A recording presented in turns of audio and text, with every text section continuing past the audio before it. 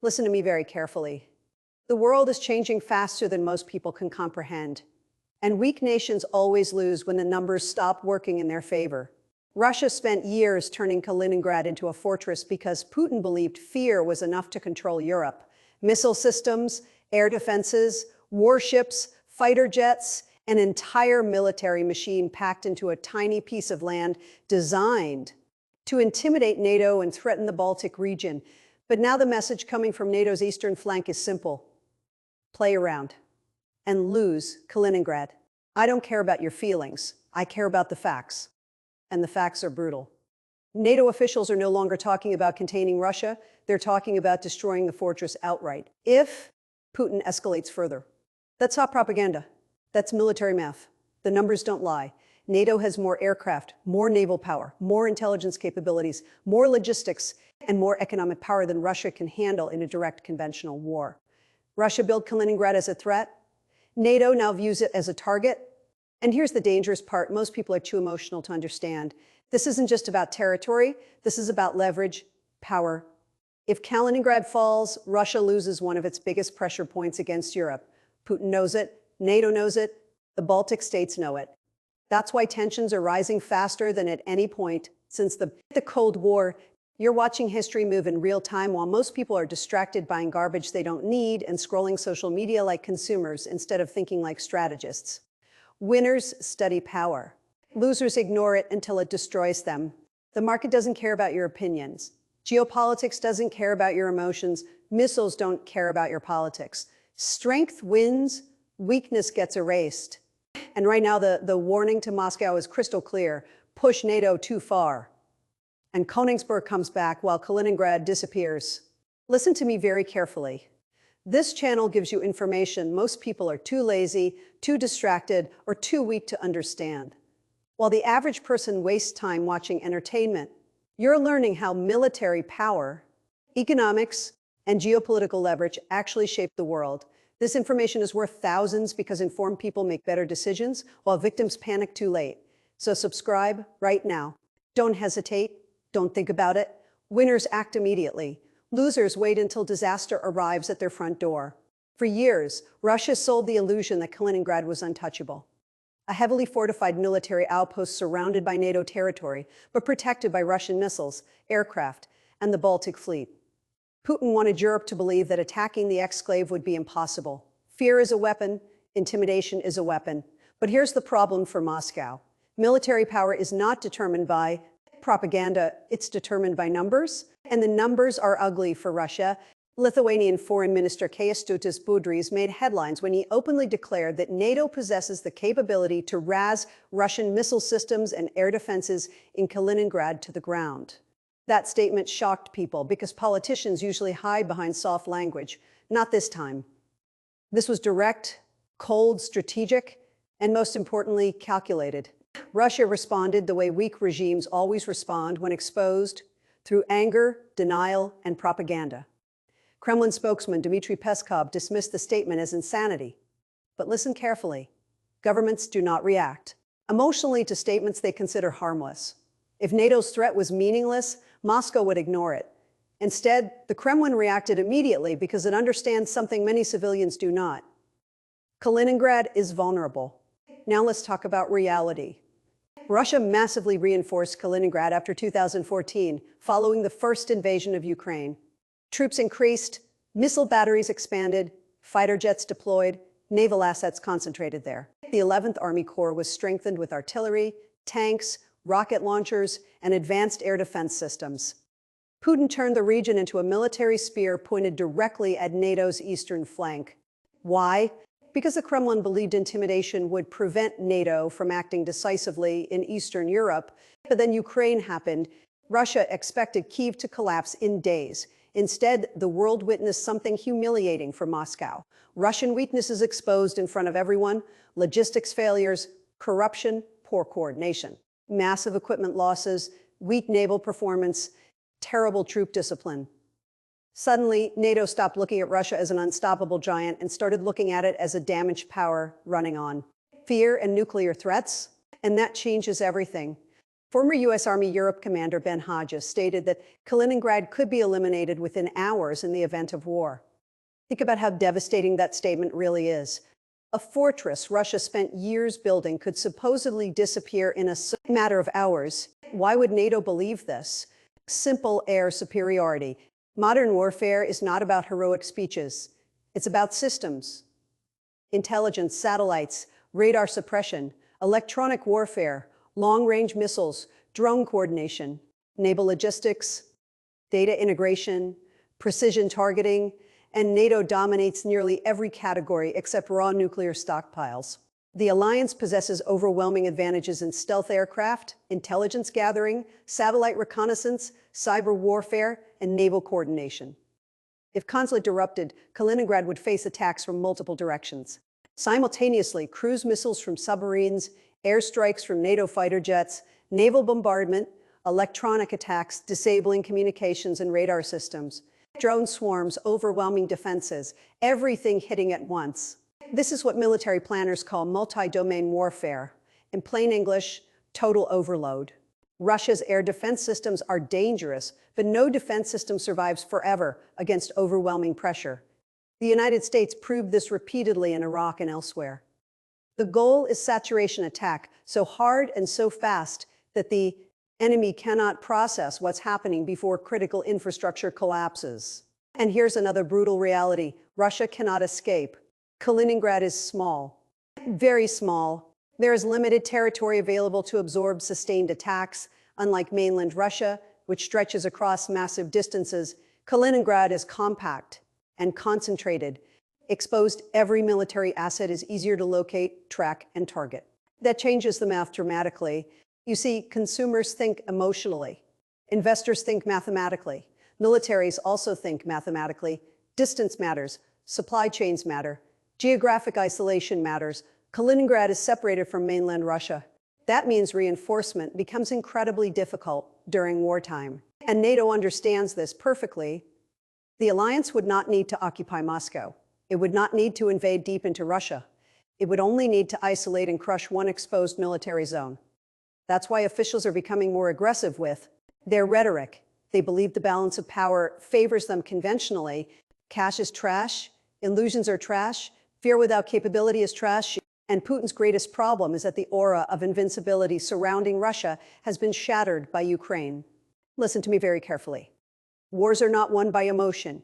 They are won by logistics, production, coordination, and overwhelming force. Russia understands this. NATO understands this. And that's exactly why military planners already know how a conflict over Kaliningrad would unfold. The first move would not be tanks storming borders like some outdated Hollywood movie. No, modern war begins with isolation. Kaliningrad survives because it can still receive supplies, reinforcements, fuel, weapons, intelligence, and naval support from Russia. Remove those lifelines, and the fortress becomes a prison. That's why NATO's first move would likely be a naval blockade in the Baltic Sea. And this is where Russia's weakness becomes obvious. NATO's naval power completely dwarfs Russia's capabilities in the region. The alliance possesses thousands of naval assets across member states, while Russia's Baltic fleet is limited, aging, and vulnerable. Worse for Moscow, geography traps much of Russia's naval strength. The Black Sea Fleet cannot easily reinforce the Baltic because of Turkish control over the Bosporus and Dardanelles Straits. The numbers don't lie. Russia cannot outproduce NATO economically. It cannot outbuild NATO industrially. It cannot outmatch NATO technologically in conventional systems. That's why Moscow constantly leans on nuclear threats. Because in a standard military confrontation, the math becomes dangerous for the Kremlin very quickly. Now imagine the blockade beginning. NATO warships position across the Baltic, submarines patrol critical routes, surveillance aircraft monitor every movement, drones scan shipping lanes, satellite intelligence tracks Russian naval deployments in real time. Kaliningrad starts suffocating immediately. Then comes the second stage, electronic warfare. Most civilians don't understand how important this is because they still think war is primarily bullets and bombs. Wrong. Modern militaries fight information wars first, disable communications, blind radar systems, disrupt targeting systems, jam drones, interfere with command networks. A military that cannot communicate effectively becomes chaos. NATO's cyber capabilities are among the most advanced on Earth. Combined with American intelligence systems, the alliance could aggressively target Russian command infrastructure surrounding Kaliningrad. Air defense systems would be pressured constantly, radar stations overwhelmed, decision-making disrupted. And once confusion sets in, the real destruction begins.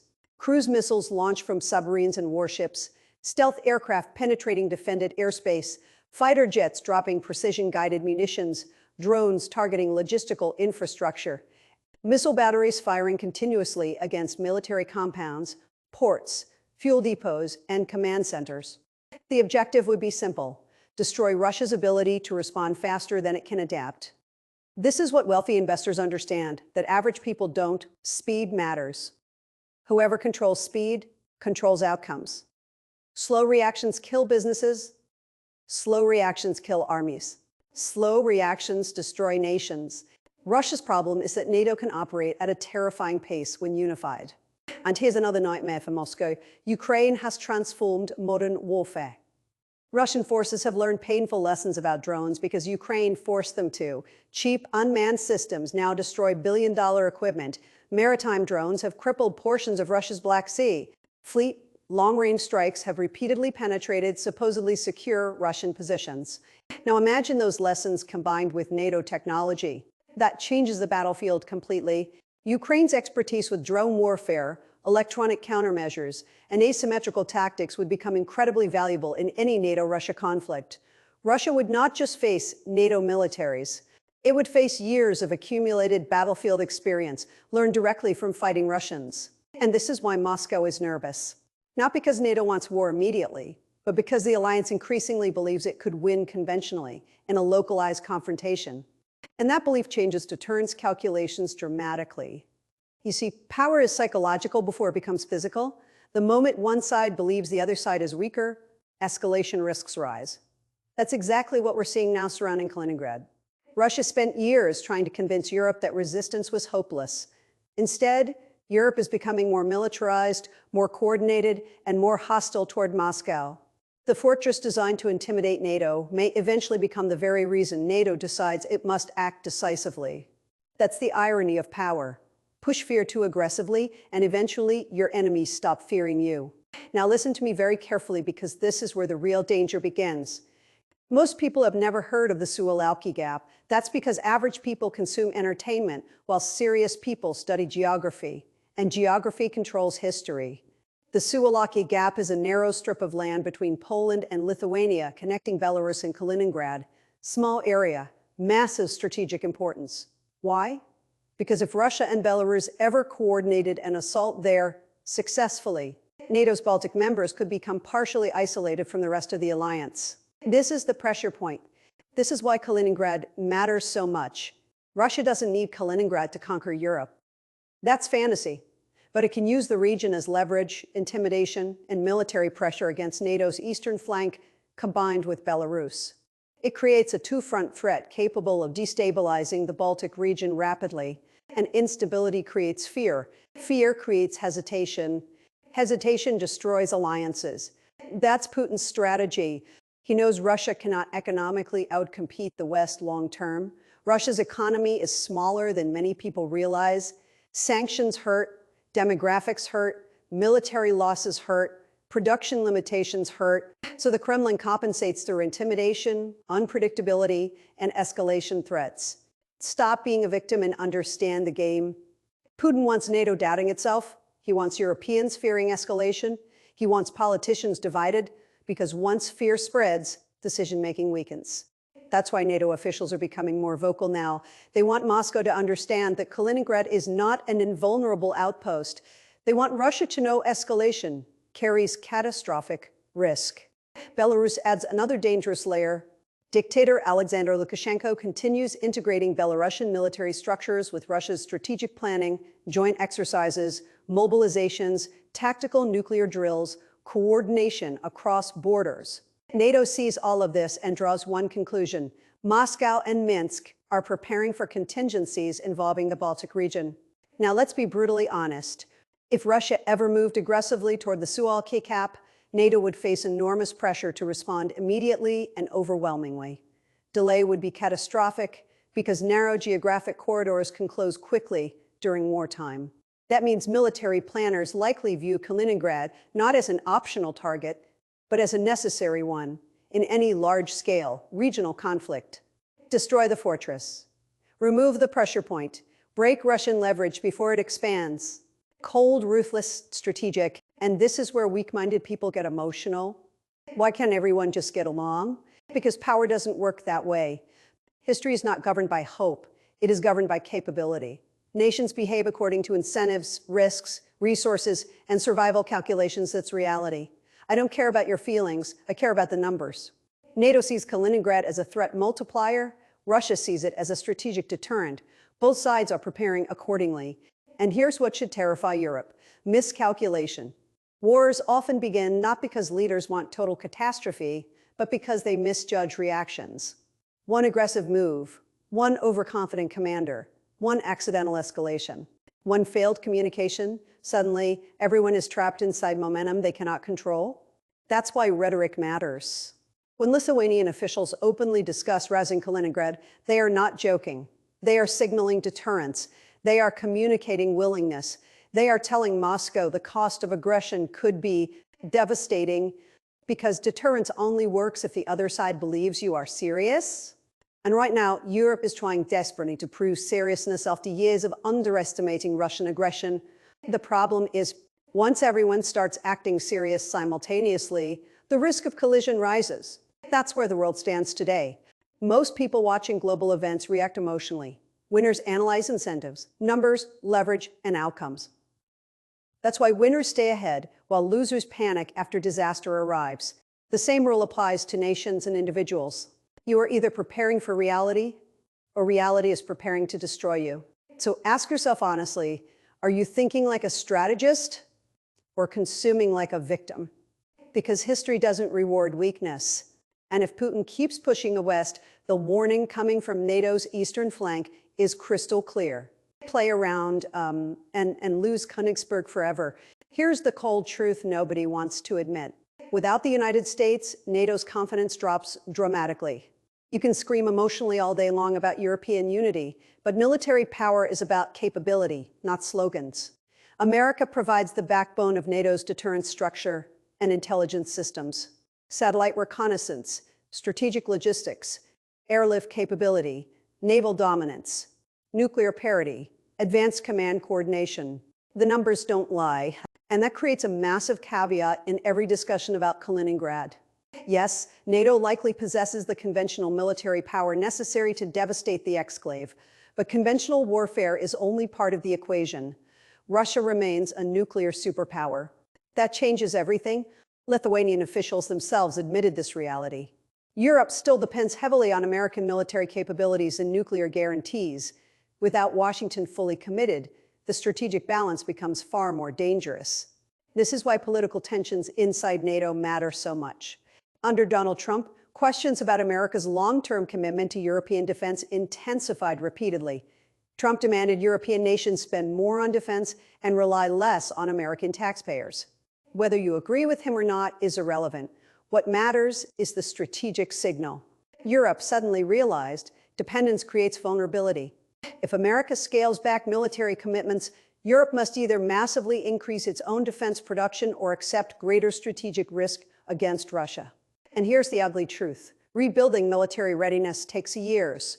Factories matter. Ammunition stockpiles matter. Recruitment matters. Logistics matter. Defense manufacturing matters. You cannot tweet an army into existence. You cannot emotionally manifest missile systems overnight. And this is where Russia still holds leverage.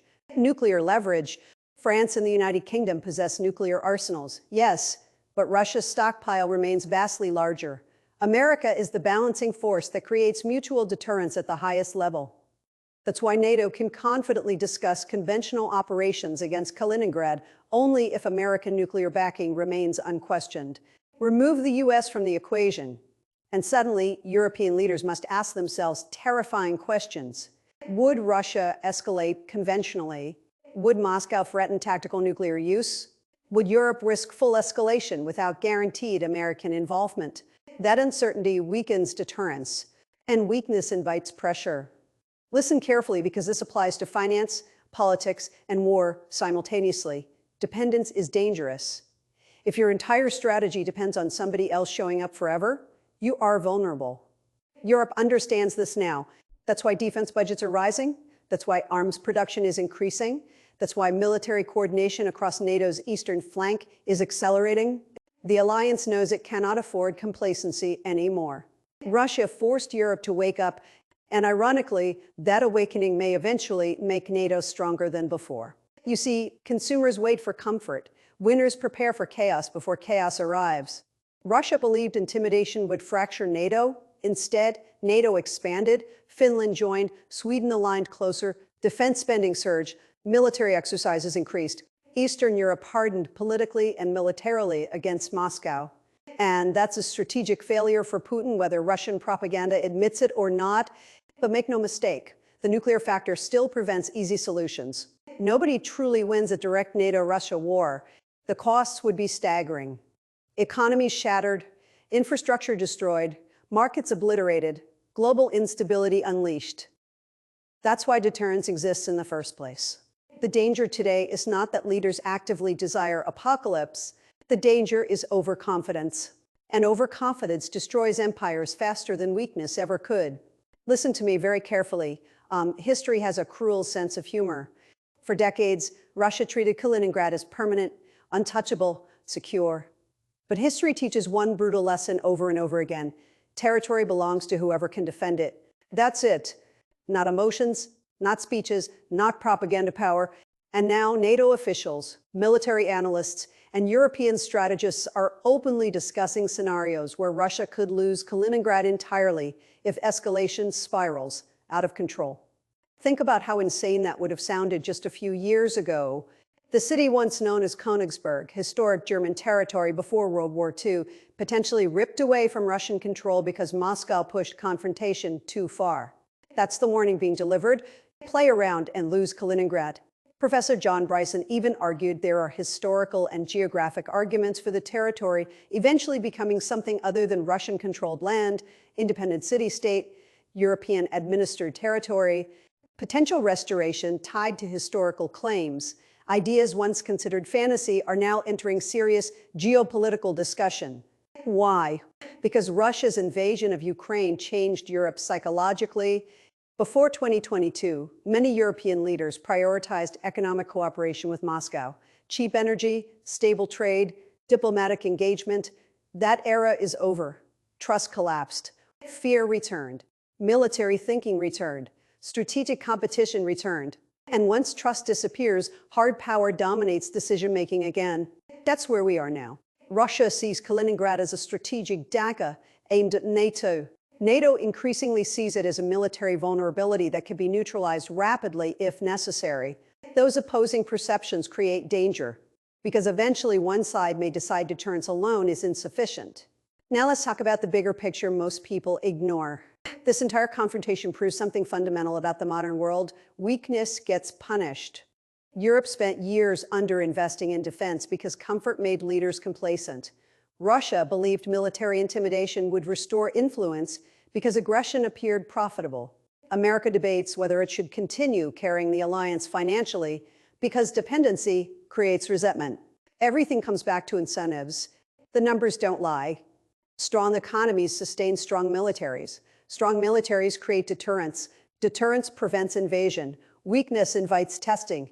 Testing creates escalation. And that's the cycle. And right now, the cycle is accelerating across Europe faster than at any point in decades. The Baltic states are preparing. Poland is preparing. Russia is preparing. NATO is preparing. Because everyone understands the stakes are no longer theoretical. Kaliningrad is not just a piece of land anymore. It's a symbol, a test, a pressure point capable of triggering one of the most dangerous confrontations of the 21st century. And here's the final reality. Nobody wants to say out loud, if war ever comes between NATO and Russia, it will likely move faster and more violently than civilians can comprehend. Supply chains collapse, markets panic, communications break down, entire military structures shift within hours. The people who survive geopolitical chaos are the people who prepare mentally before crisis begins. Winners study reality early. Losers deny reality until it crushes them. So now the question becomes very simple. Are you paying attention to the world as it actually is? Or are you still living in fantasy? Listen to me very carefully. Russia built Kaliningrad into a fortress because Putin believed fear would keep NATO passive forever. But the game changed. Ukraine exposed Russian weaknesses.